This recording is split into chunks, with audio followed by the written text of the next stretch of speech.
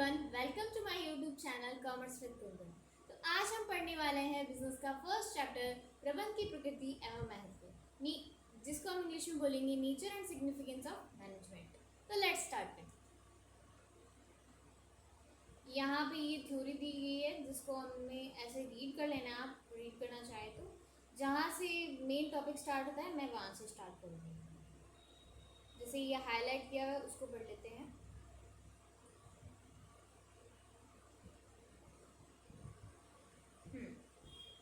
तो एक क्या है कि सफल संगठन अपने उद्देश्यों को मात्र संयोग से ही नहीं प्राप्त कर लेते, बल्कि वह एक निर्धारित पूर्व निर्धारित सोची समझी प्रक्रिया को अपनाते हैं, जिसे हम क्या कहते हैं, प्रबंध कहते हैं। अब यहाँ पे क्वेश्चन आ जाता है कि प्रबंध क्या है, यानी मैनेजमेंट क्या है। तो एक सफल संगठन यानी कि एक सक्सेसफुल ऑर्गेनाइजेशन क्या होती है कि वो सोची समझी क्रिया को ही अपनाते हैं, यानी कि अपने उद्देश्य मात्र संयोग से ही प्राप्त नहीं कर लेते। यानी कि आपने सोचा होगा कि जो धीरू भाई अंबानी है, आप उनको देखते हैं, आपने सोचा होगा कि उनके उद्देश्य जो उन्होंने उद्देश्य अपना गोल बनाया था, उन्होंने अपने मात्र संयोग से ही ऐसे ही प्राप्त कर लिया होगा। लेकिन नहीं, वह एक सोची समझी प्रक्रिया, उन्होंने कुछ स्ट्रेटजीज बनाई होगी जिसके माध्यम से वो अपने गोल तक पहुंचे हैं। तो यहाँ पर यही कहा है कि उद्देश्य को मात्र संयोग से, ऐसे किस्मत से नहीं प्राप्त कर सकते, बल्कि यह एक पूर्व निर्धारित यानी कि पहले से प्लान की हुई और सोची समझी प्रक्रिया को अपनाते हैं, जिसे हम क्या कह देते हैं, मैनेजमेंट कह देते हैं। उन्होंने मैनेजमेंट किया तभी तो वो अपने उद्देश्य को प्राप्त कर पाए, तो इसी को हम क्या कहते हैं, मैनेजमेंट कहते हैं। ये मात्र संयोग नहीं है, ये पूर्व निर्धारित यानी पहले से प्लान की हुई स्ट्रेटजीज और सोची समझी प्रक्रिया, ऐसे यूं ही नहीं बना दी। तो ये क्या है, प्रबंध है। संगठन भले ही बड़ा हो या छोटा हो, यानी ऑर्गेनाइजेशन चाहे मान लो चाहे किराने की दुकान हो या कोई बहुत बड़ा बिजनेस हो, लाभ के लिए हो या गैर लाभ वाला हो, सेवा प्रदान करता हो अथवा विनिर्माण करता, प्रबंध सभी के लिए क्या है, आवश्यक है। यानी कि मैनेजमेंट सभी जगह पर आवश्यक होता है, चाहे वो संगठन बड़ा हो या छोटा हो, या फिर कोई लाभ कमाने वाला संगठन हो या गैर लाभ वाला। गैर लाभ वाला कैसे, जैसे कि आप कोई धार्मिक कार्य करते हैं, वो गैर लाभ वाला है, वहाँ से कोई हमें लाभ नहीं कमाना, सिर्फ धर्म पुण्य करना है, तो वहाँ पर भी क्या मैनेजमेंट की आवश्यकता पड़ेगी।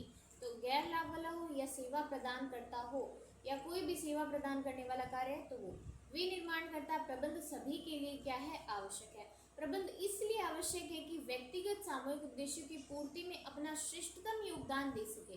प्रबंध किस लिए आवश्यक है, ताकि मैनेजमेंट हम बिजनेस में करेंगे तो हमारा जो काम जो होगा वो एकदम बढ़िया तरीके से होगा और सभी को काम बांटे हुए होंगे, तो हमारा क्या होगा, बिजनेस ज़्यादा तेज़ी से ग्रोथ करेगा, जिससे हमारे सामूहिक उद्देश्य की पूर्ति क्या होगी, वो होगी। और श्रेष्ठतम योगदान यानी कि जो कर्मचारी है वो अपने श्रेष्ठतम योगदान के माध्यम से ज़्यादा इफेक्टिवली काम कर पाएंगे। तो ये हमारा प्रबंध है, ये इंपॉर्टेंट है, यहाँ से क्वेश्चन बन सकता है। फिर आगे हम पढ़ते हैं, हाँ यहाँ से हम रीड करना स्टार्ट करेंगे।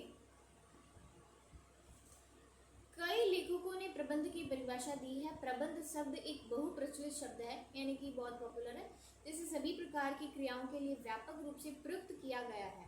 वैसे यह किसी भी उद्यम की विभिन्न क्रियाओं के लिए मुख्य रूप से प्रयुक्त हुआ है।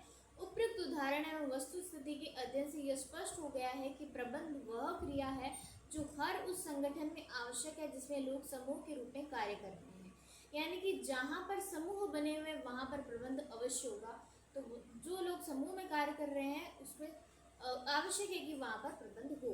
संगठन में लोग अलग अलग प्रकार के कार्य करते हैं, लेकिन वह समान उद्देश्य को पाने के लिए क्या करते हैं। यानी कि संगठन में बहुत सारे लोग, बिजनेस में बहुत सारे लोग होते हैं जो तरह तरह के काम करते हैं, लेकिन उनका गोल सबका क्या होता है, एक ही होता है।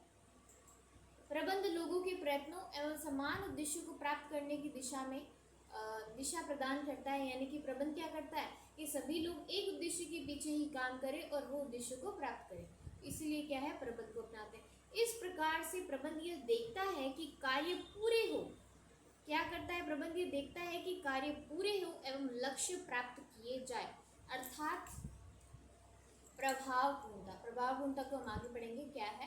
कम से कम साधन एवं न्यूनतम लागत अर्थात कार्य क्षमता पर हो। तो यहाँ पर दो वर्ड जो है वो इम्पोर्टेंट है, एक तो है प्रभावपूर्णता और एक होती है कार्य क्षमता।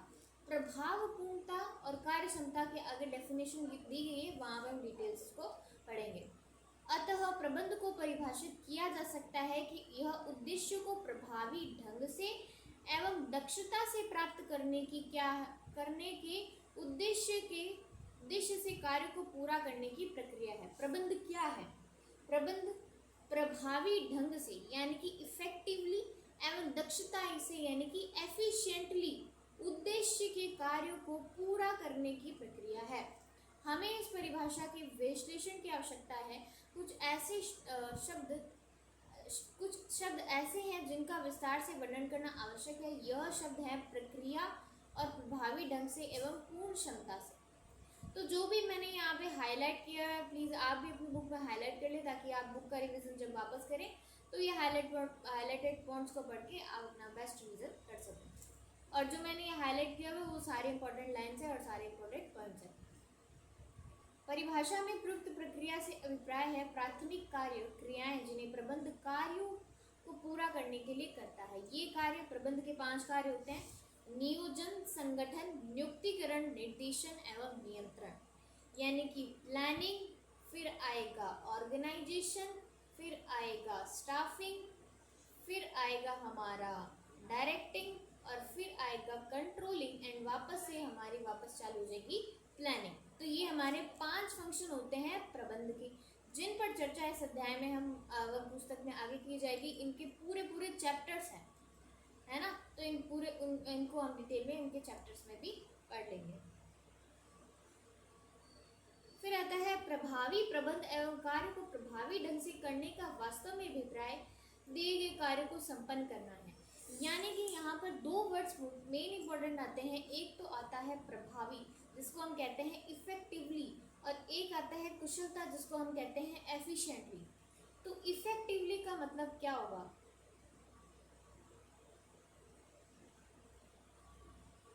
इफेक्टिवली, और एक आता है हमारा एफिशिएंटली आता है। तो प्रभावी यानी कि इफेक्टिवली का मतलब क्या है? प्रबंध का संबंध सही कार्य करने, क्रियाओं को पूरा करने एवं उद्देश्य को प्राप्त करने से है। दूसरे शब्दों में इसका कार्य अंतिम परिणाम प्राप्त करना। यहाँ पर कीवर्ड है अंतिम परिणाम। यहाँ पर क्या कीवर्ड है? अंतिम परिणाम। तो इफेक्टिवली का मेन फोकस होता है कि हम जो कार्य कर रहे हैं उसका जो उद्देश्य है वो हमें प्राप्त हो जाए, चाहे लागत कितनी आए, कितना ही समय लगे, उससे हमें कोई फर्क नहीं पड़ता। इफेक्टिवली में बस यही है कि हमारा जो उद्देश्य है वो हमें प्राप्त हो जाए और कुछ नहीं है। तो यहाँ पे क्या है? अंतिम परिणाम को प्राप्त करना है। संबंध सही कार्य को करने, क्रियाओं को पूरा करने, उद्देश्य को प्राप्त करने हैं। दूसरे शब्दों में हम क्या कह सकते हैं? अंतिम परिणाम, एंड रिजल्ट प्राप्त करना है। लेकिन मात्र कार्य को संपन्न करना ही प्राप्त नहीं है, इसका एक और पहलू भी है, वह है कुशलता, अर्थात कार्य को कुशलता पूर्वक करना, यानी कि एफिशिएंटली करना। तो एफिशिएंटली का मतलब क्या होता है? कुशलता का अर्थ होता है कार्य को सही ढंग से और न्यूनतम लागत पर करना। इसमें एक प्रकार का लागत लाभ विश्लेषण एवं आगत तथा निर्गत के बीच संबंध होता है। यानी कि कुशलता का मतलब हो गया कार्य को सही ढंग से करना, प्लस उसमें न्यूनतम लागत आनी चाहिए, यानी कि कॉस्ट भी क्या होनी चाहिए? कम होनी चाहिए। अब मान लो कि हम मान लेते हैं हमारे पास 2 पॉइंट्स हैं, एक तो प्रभावी है और एक कुशलता है। अब मान लो एक बिजनेस में सिर्फ प्रभावी तरीके से काम किया जा रहा है, सिर्फ उद्देश्य को प्राप्त किया जा रहा है। प्रभावी से करेंगे तो अंतिम परिणाम प्राप्त कर रहे हैं। कॉस्ट चाहे कितनी ज़्यादा बढ़ जाए या है ना, सही ढंग से काम ही नहीं हो रहा, हमारा सिर्फ गोल अचीव होना चाहिए, ऐसा नहीं होना चाहिए। ये भी सही तरीका नहीं है। फिर एक बिजनेस में क्या हो रहा है? कुशलता से काम किया जा रहा है, जहाँ पर न्यूनतम लागत हो रही है और कार्य को भी सही ढंग से किया जा रहा है। तो वहाँ पर क्या होगा? कार्य को सही ढंग से और न्यूनतम लागत पर कर तो रहे हैं, लेकिन उद्देश्य प्राप्त नहीं हो पा रहा। तो ऐसे काम का क्या फ़ायदा जहाँ पर उद्देश्य प्राप्त नहीं हो? तो इन दोनों को हमें बराबर लेके चलना होगा। प्रभावी तरीके से भी काम करना है और कुशलता पूर्वक तरीके से भी काम करना है। यानी कि हमें एंड रिजल्ट भी प्राप्त करने हैं और कार्य को सही ढंग से और न्यूनतम लागत पर पूरा करना है। तो इन दोनों को हमें साथ लेकर चलना होगा। हमें अपने कार्य को इफेक्टिवली एंड एफिशिएंटली काम करना होगा, तभी हमारा प्रबंध जो है एकदम अच्छा होगा। तो यहाँ पर इसका मीनिंग हो गया इफेक्टिवली एंड एफिशिएंटली, हमने देख लिया। एक बार वापस समराइज कर देते हैं। इफेक्टिवली मतलब होता है अंतिम परिणाम प्राप्त करना, यानी कि एंड रिजल्ट प्राप्त करना। और इफिशिएंटली यानी कि जिसको हम कुशलतापूर्वक कहते हैं, उसका है कार्य को सही ढंग से करना पर न्यूनतम लागत पर करना, यानी कि कॉस्ट क्या आनी चाहिए, कम आनी चाहिए। अब मान लो कि प्रभावी ढंग से कार्य कर रहे हैं, कॉस्ट ज़्यादा आ गई तो हमारा तो नुकसान हो रहा है, तो इससे ये भी गलत हो गया। तो हमें अपने बिजनेस में इफेक्टिवली और एफिशिएंटली दोनों तरीके से काम करना है। फिर आता है यदि कम साधनों आगत का उपयोग कर अधिक लाभ निर्गत प्राप्त करते हैं, तो हम कहेंगे कि क्षमता में वृद्धि हुई है। यानी कि कम साधनों, यानी कि हमारे पास साधन कम है, यानी कि आगत का उपयोग कर रहे हैं, लेकिन अधिक लाभ यानी अधिक लाभ प्राप्त हो रहा है, मतलब कि कुशलतापूर्वक हम कर रहे हैं ना। क्षमता में वृद्धि हुई यानी कि लाभ ज़्यादा हो रहा है, तो हम ऐसा लग रहा है कि क्षमता में वृद्धि हुई है। क्षमता में वृद्धि होगी यदि उसे लाभ के लिए अथवा निर्गत के लिए कम साधनों का उपयोग किया जाता है एवं कम लागत व्यय की जाती है। आगत साधन वे हैं जो किसी कार्य विशेष को करने के लिए आवश्यक धन, माल, उपकरण एवं मानव संसाधन हो। स्वाभाविक है कि प्रबंध का संबंध इन संसाधनों के कुशल प्रयोग से है, क्योंकि इनसे लागत कम होती है एवं अंत में इनसे लाभ में वृद्धि होती है। ये सिर्फ रीडेबल था, और इसमें ये आ रहा है कि इफेक्टिवली वर्सेस एफिशिएंटली, यानी प्रभावपूर्णता वर्सेस कुशलता। तो इसमें भी यही बताया गया कि प्रभावपूर्णता एवं कौशल दोनों एक ही सिक्के के दो पहलू हैं, यानी एक ही सिक्के के दो पहलू, इनको हम पैरेलल लेकर चलना होगा। ऐसे नहीं है कि प्रभावपूर्णता से काम करें और कुशलता से काम नहीं करें, या कुशलता से ज़्यादा काम कर लें और प्रभावपूर्णता से काम नहीं करें। तो इन दोनों को हमें साथ लेकर चलना पड़ेगा, तभी हमारा प्रबंध जो है वो अच्छा होगा। न्यूनतम लागत पर यानी कि कुशलतापूर्वक प्रबंध के लिए लक्ष्य को प्राप्त करना, यानी कि उद्देश्य को प्राप्त करना, अंतिम परिणाम प्राप्त करना क्या है, प्रभाव उत्पादकता अधिक महत्वपूर्ण है। इसके लिए प्रभावपूर्णता एवं कुशलता में संतुलन रखना होता है, यानी कि इनमें हमें संतुलन रखना पड़ेगा, तभी हमारा क्या होगा, बिजनेस अच्छा होगा। तो इन दोनों में कोई चॉइस नहीं कर सकते हम, इन दोनों को साथ में लेकर ही चलना पड़ेगा। ठीक है, ये रीडेबल है सिर्फ। यहाँ से हमारे मेन टॉपिक स्टार्ट हो जाते हैं, और ऊपर वाले में जो मैंने हाईलाइट किए हैं आप उनको भी पढ़ सकते हैं, वो ज़्यादा इंपॉर्टेंट है, और आप अगर रीड करना चाहें तो आप रीड भी कर सकते हैं। यहाँ से हमारा मेन टॉपिक स्टार्ट होता है प्रबंध की विशेषताएं, यानी कि फीचर्स ऑफ मैनेजमेंट। तो कुछ परिभाषाओं के अध्ययन के पश्चात हमें कुछ तत्वों का पता लगता है जिन्हें हम प्रबंध की आधारभूत विशेषताएं कहते हैं। अब बिजनेस में क्या है कि बिजनेस में हमें सिर्फ जो हेडलाइंस होती है और सब हेड्स होते हैं उनको याद रखना होता है, उनकी जो अंदर की थ्योरी होती है उसको हमें समझना होता है और समझकर अपने भाषा में लिखना होता है। तो इसमें आपको क्या करना है, सिर्फ अपने जो ये पॉइंट्स हैं, ये सारे पॉइंट्स हैं, आपको इन्हीं को याद रखना है। ये पॉइंट्स एट इज इट जैसे एनसीईआरटी में लिखे हुए वैसे ही आपको अपने पेपर में लिखने हैं, ताकि आपको ज़्यादा मार्क्स मिले।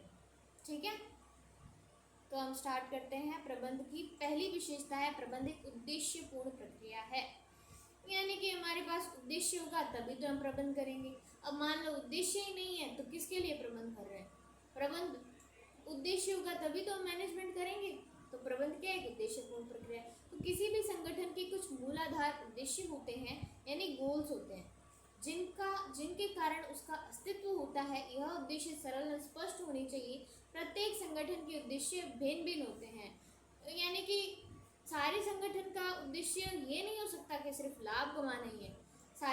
कुछ संगठनों का गैर लाभ वाले भी होती है, उनमें भी प्रबंध होता है। तो ऐसा नहीं है कि सभी संगठनों के उद्देश्य जो है समान होंगे, सभी संगठनों के उद्देश्य भिन्न भिन्न हो सकते हैं। प्रत्येक संगठन के उद्देश्य क्या होते हैं, भिन्न होते हैं। उदाहरण के लिए एक फुटकर दुकान का उद्देश्य बिक्री बढ़ाना हो सकता है, यानी कि उसका जो उद्देश्य गोल है उसका उद्देश्य क्या हो सकता है, मुझे तो अपनी सेल्स बढ़ानी है। लेकिन दिस स्पैक्टिक्स सोसाइटी ऑफ इंडिया का उद्देश्य विशिष्ट आवश्यकता वाले बच्चों को क्या करना है, शिक्षा प्रदान करना है। कोई लोग ऐसे भी होते हैं जो समाज सेवा का काम करते हैं, तो उनका उद्देश्य लाभ कमाना नहीं होता, उनका उद्देश्य समाज की सेवा करना होता है। तो इसमें क्या है, इसमें ये हमें पता चल गया कि सभी संगठनों के उद्देश्य समान नहीं होते और उनके सभी संगठनों के जो उद्देश्य होते हैं वो भिन्न भिन्न होते हैं।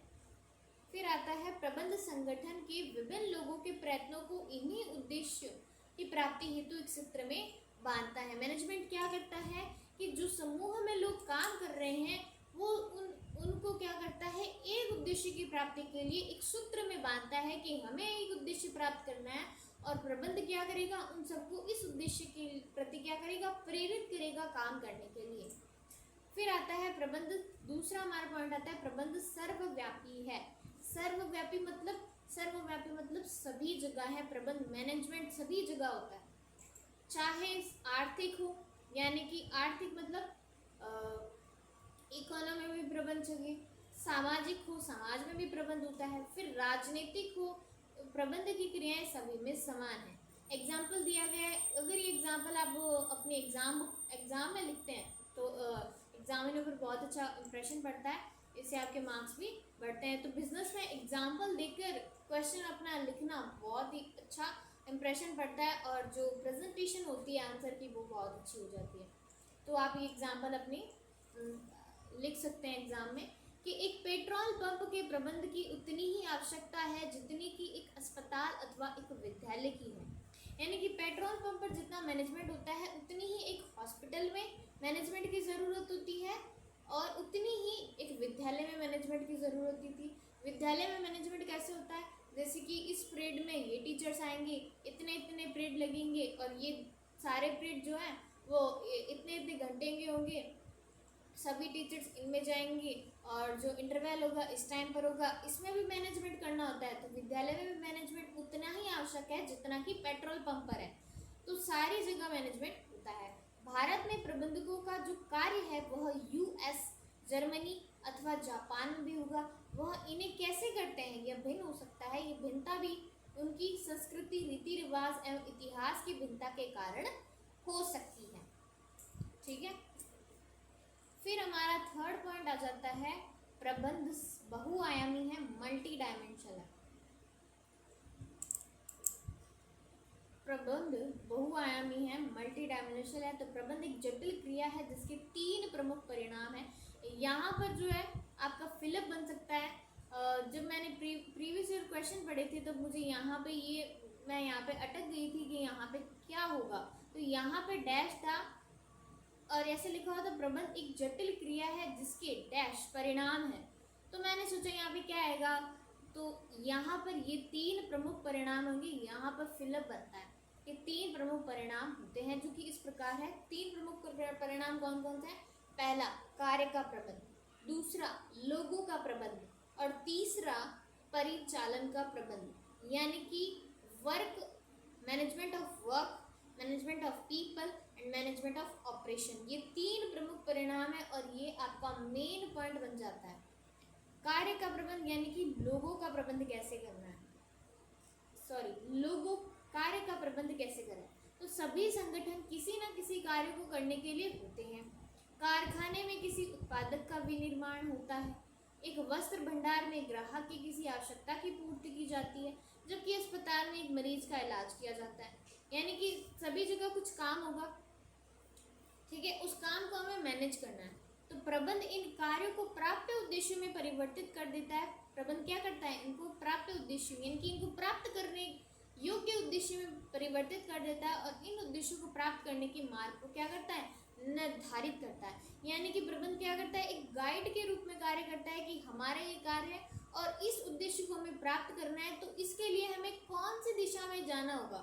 तो प्रबंध यही काम करता है कि हमें मार्ग प्रदान करता है कि हमें इस उद्देश्य को प्राप्त करने के लिए कौन से मार्ग से जाना होगा। इनमें सम्मिलित है समस्याओं का समाधान, निर्णय लेना, है ना, योजनाएं बनाना, प्लानिंग करना, बजट बनाना, दायित्व निश्चित करना एवं अधिकारों का क्या करना, प्रत्यायोजन मतलब डेलीगेशन करना, अधिकारों को बांटना। फिर आता है दूसरा लोगों का प्रबंध। हमने कार्य का प्रबंध कर लिया, प्लानिंग कर ली हमने कि ये कार्य हैं। अब उन कार्य को करने के लिए लोगों को भी तो लाना होगा, तो हम उनको लोगों को लेके आएंगे। तो यहाँ पर है लोगों का प्रबंध। मानव संसाधन अर्थात लोग किसी भी संगठन की सबसे बड़ी संपत्ति होती है, यानी कि जो मानव होता है वो बिजनेस को ग्रोथ तक लेके जा सकता है, और जो मानव होता है वो बिजनेस को लॉस में भी लेके जा सकता है। तो मानव क्या एक ऑर्गेनाइजेशन की सबसे बड़ी संपत्ति होती है। तकनीक में सुधारों के बाद भी लोगों से काम करा लेना आज भी प्रबंधक का प्रमुख कार्य है। तो प्रबंध का हम सिंपल भाषा में यूज करें तो प्रबंध क्या है? प्रबंध दूसरे लोगों से काम करवाने की कला क्या है? प्रबंध। लोगों के प्रबंधन के दो पहलू हैं। प्रथम, यह कर्मचारियों को अलग अलग आवश्यकताओं में व्यवहार वाले व्यक्तियों के रूप में मानकर व्यवहार करता है, और दूसरा, ये लोगों के साथ उन्हें एक समूह मानकर व्यवहार करता है। यानी कि पहला क्या है? वो कर्मचारियों को एक व्यक्तिगत रूप में मानकर कार्य करता है। दूसरा क्या है? एक समूह, एक टीम के रूप में मानकर भी कार्य करता है। तो इसके दो पहलू हुए।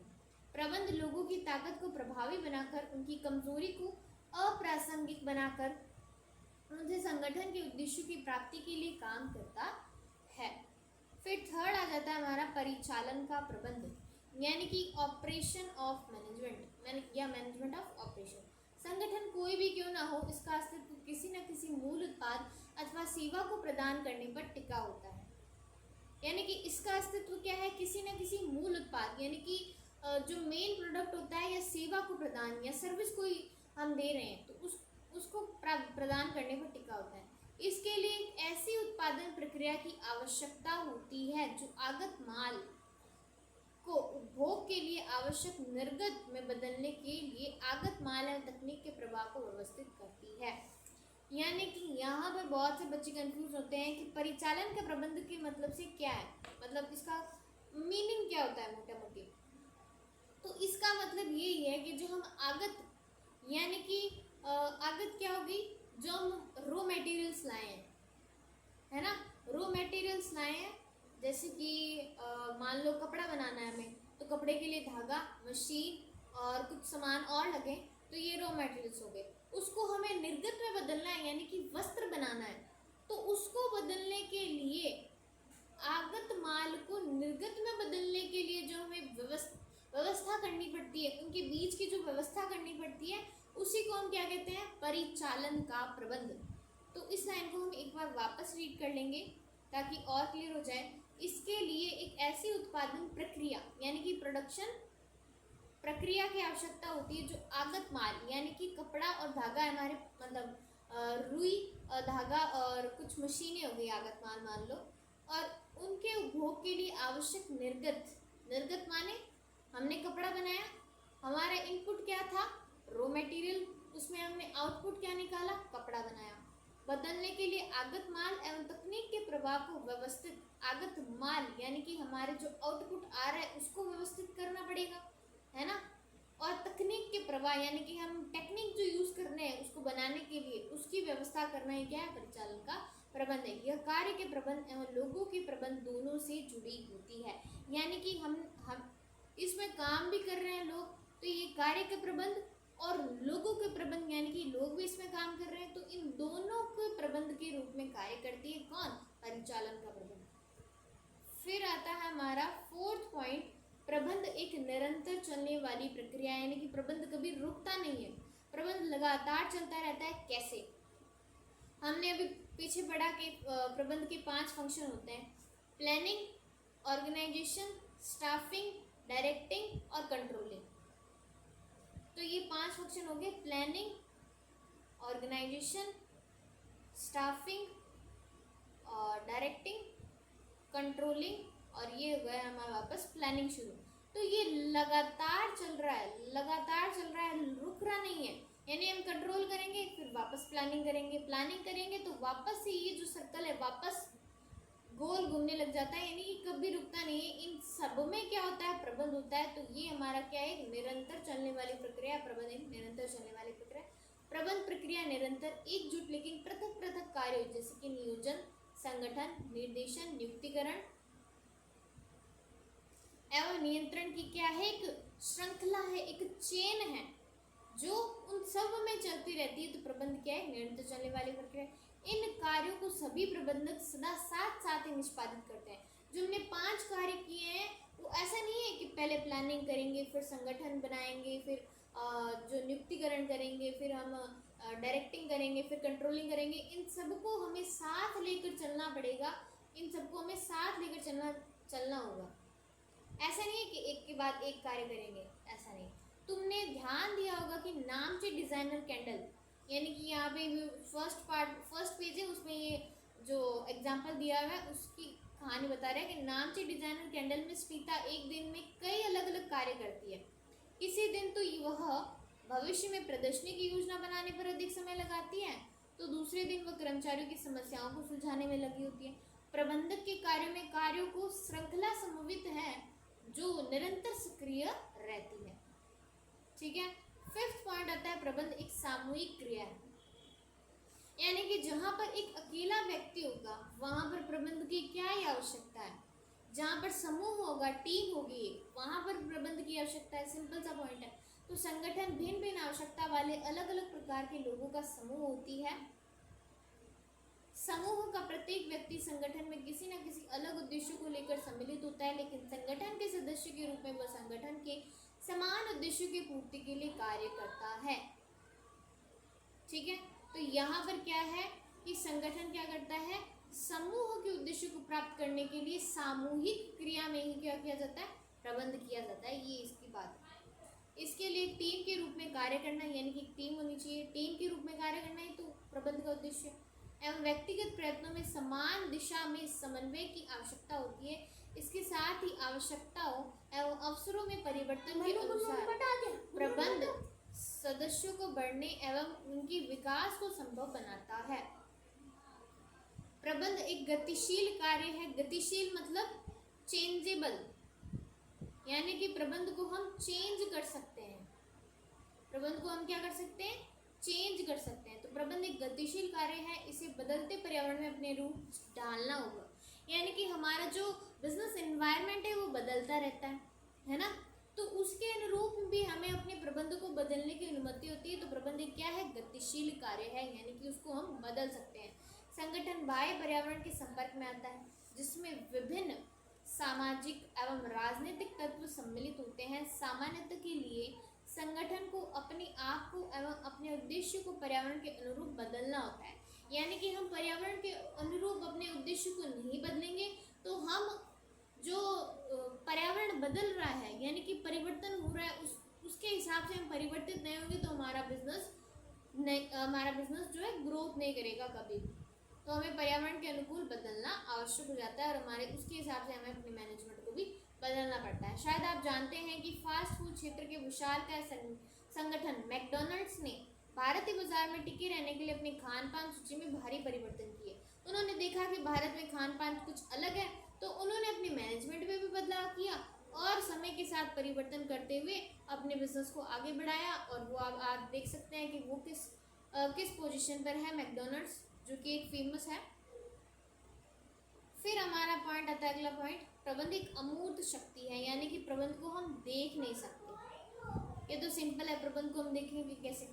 तो प्रबंध एक अमूर्त शक्ति है जो दिखाई नहीं पड़ती, लेकिन संगठन के कार्यों के रूप में जिसकी उपस्थिति को अनुभव किया जा सकता है। यानी कि संगठन को हम देख नहीं सकते, सिर्फ महसूस कर सकते हैं।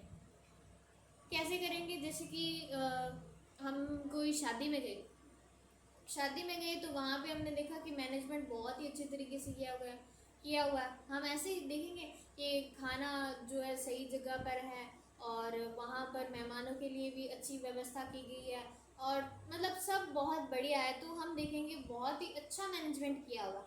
हम देख नहीं रहे मैनेजमेंट को, हम उनके कार्यों के द्वारा पहचान रहे हैं कि यहाँ पर बहुत अच्छा मैनेजमेंट है। तो संगठन में प्रबंध के प्रभाव का भान योजनाओं के अनुसार लक्ष्यों की प्राप्ति, यानी कि हम वो अगर शादी में जा रहे हैं, उनकी शादी एकदम संपन्न तरीके से पूरी हो जाती है तो हम कहेंगे बहुत ही अच्छा मैनेजमेंट है। यानी कि उनको हम कैसे पहचान सकते हैं, जैसे कि कोई बिजनेस है, वहाँ पर लक्ष्यों की प्राप्ति हो रही है तो हाँ हम कहेंगे बहुत अच्छा मैनेजमेंट है। प्रसन्न एवं संतुष्ट कर्मचारी, यानी कि उनमें जो काम करने वाले एम्प्लॉयज़ हैं वो बहुत ज़्यादा खुश हैं, संतुष्ट हैं अपने काम से, तो हम कहेंगे कि यहाँ पर बहुत ही अच्छा मैनेजमेंट है। के स्थान पर व्यवस्था के रूप में होता है और वहाँ की जो व्यवस्था है वहाँ से भी हम देख सकते हैं कि यहाँ पर बहुत अच्छा मैनेजमेंट है तो प्रबंध एक अमूर्त शक्ति है, यानी कि जिसको हम देख नहीं सकते लेकिन अनुभव कर सकते हैं। तो आज के लिए हम आज के लेक्चर को हम यहाँ तक ही रखेंगे। अगले लेक्चर में हम पढ़ेंगे प्रबंध के उद्देश्य। तो मिलते हैं अगले लेक्चर में, तब तक के लिए धन्यवाद।